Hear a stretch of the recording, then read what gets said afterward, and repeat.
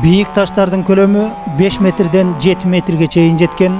Бул айланадагы сыр каткан өлүү дүйнөнүн шаарына айлангандай кебетедеги таштардын ар биринин бетинде кеминде ар кайсы доорлорду, өнүгүүлөрдү кучагына алган 10-15 жазуу белгилердин болушунун өзү табышмактуу дүйнөнүн бир тамчысы сыяктуу туюлат.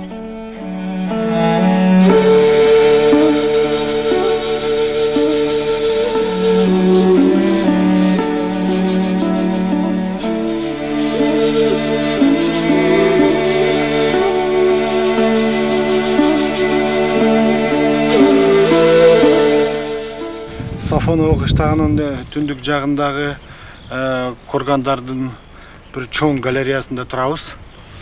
Мына өзгөчө бул сиздер көрүп турган ташта эң бир кызыктуу жана бир нече катмардагы биз бир информацияны көрүп турабыз да. Мынакей, эгер үстү жагынан карап көрө турган болсоңор, байыркы кыргыздардын эн тамгаларын көрө турган болсок, ал эми ушул эле таштын чыгыш жагындагы мынакей карап көрсөңүздөр, лабиринтти көрүп атабыз. Лабиринттерди. Бул ошол мезгилдеги кыргыздардын демек идеологиясы, рационалдык билими, космогонический түшүнүктөрү. Ал эми мындан дагылдыйраак түшкөндө карап көрө турган болсок, мынакей бул жерде мен оюмча бул окумуштуулардын дагы кичине кийин тереңирээк изилдей турган түшүнүгү, кандайдыр бир закон ченемдүү нерсени көрүш керек да башкалардан. Мисалы мына ушундай бир нече белгилердин кошулушу болуп атат да. Мынакей. Карагылачы, мына бул кыргыздардын эн тамгалары бирок ошо менен бирдикте башкалар менен дагы бир нече эн тамгалардын кошулушканын көрүп турабыз да. Демек, менин пикиримче, ушунун өзү мен оюмча ойлоп атам, кыргыздардын мисалы 6-8 кылымдан баштап балким кийинки бир 13-14 кылымга чейин болушу мүмкүн. Бирок ал эми бул жалпы эмени карап көрө турган болсок, жалпы курганды көрө турган болсок, бул тагар маданиятынан башталышы мүмкүн да.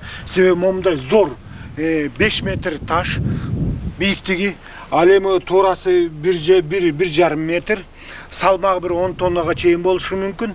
Анан эгер мындай карап көрө турган болсок, өзгөчө бурчтар да коюлган дагы, момундай чоң таштар. Анан сүрөттөр коюлган, сүрөттөр чийилген. Анын ортодо баягы белгилүү адам же белгилүү үлөлүү мындай бай же болбосо ири уруунун башчысы коюлушу мүмкүн дагы. Анан узун туурасын карап көрө турган болсок, примерно бир 15-20 метр. Бир нече маданияттын катмары кошулганда бул жерден көрүп турабыз. Тагар маданияттан баштап орто кылымдагы кыргыздардын маданиятын да көрүп атабыз да. Эң кеминде 2000 кылымды ичине камтыган маданият ушул коргон.